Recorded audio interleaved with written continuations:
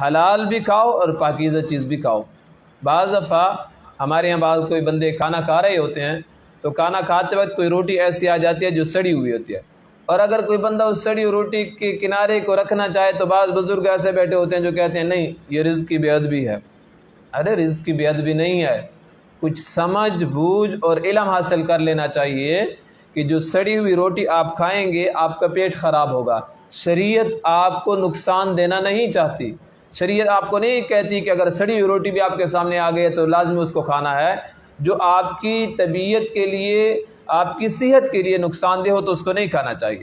تو جو سڑی ہوئی روٹی آ گئی اس کو بندہ چھوڑ سکتا ہے۔ ہاں خواہ نخرے نہیں کرنے چاہیے کہ اگر کوئی روٹی ہے تو بندہ اس کے کنارے توڑ رہا ہے، یہ رزق کی بے حرمتی اور بے ادبی ہے اور ناشکری ہے۔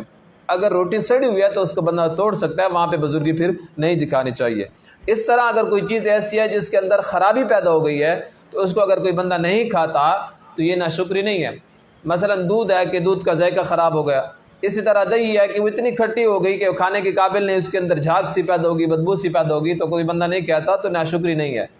اس طرح روٹی اتنی باسی ہو گئی کہ اس کے اوپر سبز نشان پڑ گئے اور اس طرح پیلے نشان پڑ گئے تو ایسی روٹی کو پھر نہیں کھانا چاہیے، تو یہ ناشکری کے اندر نہیں آتا۔